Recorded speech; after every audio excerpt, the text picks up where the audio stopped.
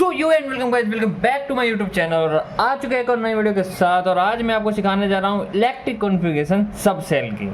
भाइयों, ये वाली जो इलेक्ट्रिक कॉन्फ़िगरेशन होती है ये बहुत ही हार्ड लगती है बच्चों को, और यहीं पे बच्चों का दिमाग हो जाता है गड़बड़। तो मैं आज आपको सिखाने वाला हूँ कि 1:2, 2:2, 2p6, 3:2, 3d6 ये कैसे लिखते हैं। ठीक है, तो सबसे पहले अगर आपको इलेक्ट्रिक कॉन्फ़िगरेशन नहीं आती है और आपके पास 4 ही सब सेल गिवन है, मतलब होते तो और भी है लेकिन मैंने 4 ही लिए हैं क्योंकि बेसिकली 12th तक ये 4 ही हमें क्वेश्चनों में पूछे जाते हैं। अब देखिए S P D F और उनके नीचे मैंने इनके नंबर लिख दिए हैं सिंपली। अब देखो S के नीचे मैंने 7 नंबर लिखे हैं, फिर P के नीचे मैंने 2 से लेके 7 नंबर लिखे, D में मैंने 3 से लेके 6 तक लिखे और F में मैंने 4 और 5 लिखे। सेम टू सेम ऐसे ही आपको लिख लेना है। देन आपको क्या करना है, आपको देखो यहाँ से लेके आना है, यहाँ से। अब जैसे जैसे लाइन चल रही है वैसे वैसे मैं आपको यहाँ पे लिख के दिखाता रहूँगा। देखो सबसे पहले S की है तो 1 में S चल गया, 1S। उसके बाद फिर से नीचे घूमी हमारी लाइन, फिर S पे ही आ रही है तो 2S। फिर लाइन घूमी और P पे आई तो 2P। फिर लाइन नीचे जा रही है 3, फिर S पे आ गई। फिर लाइन घूमी और 3P पे आ गई। फिर लाइन नीचे गई 4S पे आ गई। फिर लाइन ऊपर आई 3D पे आ गई। फिर लाइन नीचे गई 4P पे आ गई। फिर लाइन नीचे गई 5S पे आ गई। फिर लाइन ऊपर गई 4D पे आ गई। फिर लाइन नीचे आई 5P पे आ गई। फिर लाइन नीचे गई 6S पे आ गई। फिर लाइन यहाँ से ऊपर गई 4F पर आ गई। फिर लाइन नीचे गई 5D पे आ गई। फिर लाइन नीचे गई 6P पे आ गई। फिर लाइन नीचे गई 7S पे आ गई। फिर लाइन यहाँ से घूमी और वापस F पे आ गई 5F। फिर लाइन नीचे गई 6D पे आ गई। फिर लाइन नीचे गई 7P पे आके ख़त्म हो गई। तो देखिए सबसे पहले इस अरेंजमेंट में, इस सीक्वेंस में, इस ऑर्डर में आप अगर लिखोगे तो आपका जो इलेक्ट्रिक कॉन्फ़िगरेशन है वो सही हो जाएगा। अब सबके पास अपनी अपनी स्टोर करने की क्षमता है कि कोई 2 इलेक्ट्रॉन सेव कर पाता है, कोई 4 कर पाता है, कोई 8 कर पाता है। ठीक है, वो आपको याद रखनी पड़ेगी।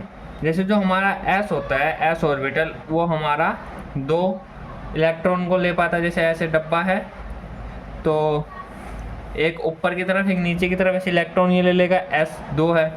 वैसे ही अगर मैं बात करूँ P की, तो P में 6 इलेक्ट्रॉन आ जाते हैं, तो मतलब 3 डब्बे बनेंगे,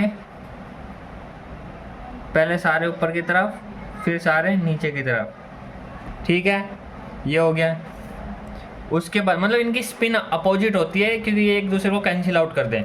उसके बाद D 10 करता है और F हमारा 14 इलेक्ट्रॉन स्टोर करता है, और वो भी ऐसे है। 10 है तो आपको 5 बॉक्सेस बनाने पड़ेंगे, 1 2 3 1 2 3 4 और 5। सबकी पहले ऊपर वाली स्पिन जाएगी हर इलेक्ट्रॉन की, और फिर नीचे वाली।